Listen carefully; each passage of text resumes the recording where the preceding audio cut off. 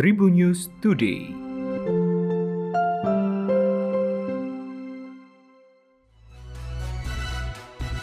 Halo Tribuners, saya Delta Gonzales menemani Anda dalam Tribun News Today untuk edisi hari ini dimulai dari berita nasional. Wacana pemerintah soal pemberian pajak pertambahan nilai atau PPN pada barang pokok atau sembako menuai sejumlah kritik di tengah masyarakat hingga para pejabat politik. Salah satu kritik datang dari politikus Partai Gerindra, Fadlizon. Melalui cuitan Twitternya, Fadlizon menyebut pajak sembako sebagai wacana yang jahat dan miskin imajinasi. Dikatakannya siapapun pencetus wacana ini dinilai tak punya empati pada masyarakat yang sudah mengalami kesulitan. Fadli melanjutkan seharusnya pemerintah memikirkan bagaimana memperbaiki sistem perekonomian yang krisis akibat pandemi COVID-19. Ada 3 alasan menurut Fadlizon mengapa pajak sembako tak boleh diterapkan. Pertama, yakni alasan struktural ekonomi negara. Kedua, alasan soal moral, yaitu wacana pajak sembako yang muncul di tengah kebijakan pemerintah memberi keringanan pada pajak pembelian barang mewah dan kendaraan roda 4. Yang ketiga, alasan terkait hukum. Kata Fadlizon, dari sejumlah undang-undang tentang PPN yang sudah ada sebelumnya, sembako selalu dikecualikan.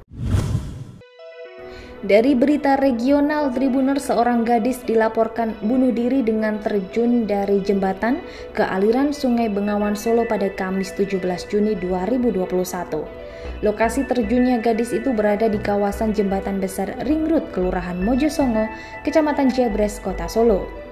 Gadis itu meninggalkan identitas KTP dan SIM C atas nama Isnaini Novita Cahyaningrum, 22 tahun, warga Dusun Gumantar, Desa Palemgadung, Kecamatan Karangmalang, Kabupaten Sragen, Jawa Tengah. Saat dicari, sosok gadis itu tak terlihat dari atas jembatan di Jalan Raya Solo Sragen dan disinyalir telah hanyut di aliran Sungai Bengawan Solo. Koordinator Basarnas Posar Surakarta Arif Sugiarto masih mencari kebenaran informasi dan mempersiapkan untuk evakuasi.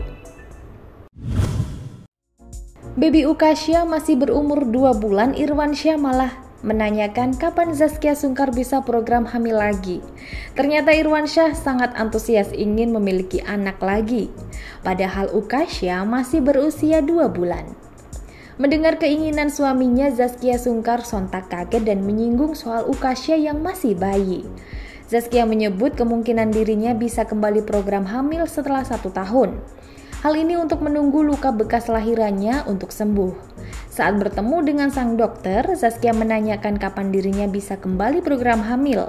Sang dokter mengatakan jika kondisi Zaskia sudah kembali sehat, program hamil bisa dilakukan setelah 6 bulan. Kabar olahraga Tribuners, timnas Italia sudah memastikan lolos ke babak 16 besar pada Euro 2020. Gli Azzurri menjadi tim pertama yang lolos ke babak lanjutan tersebut setelah mengalahkan timnas Swiss dengan skor 3-0 pada laga kedua fase grup. Gol Italia tercipta lewat 2 gol dari Manuel Locatelli dan Ciro Immobile. Italia lolos dengan raihan 6 poin. Hasil itu membuat Azzurri mengambil poin sempurna dalam 2 laga perdananya. Dalam klasemen sementara di bawah Italia ada Wales dengan mengoleksi 4 poin. Timnas Swiss menjadi penghuni peringkat ketiga dengan 1 poin yang didapat saat berbagi poin dengan Wales di laga pertama.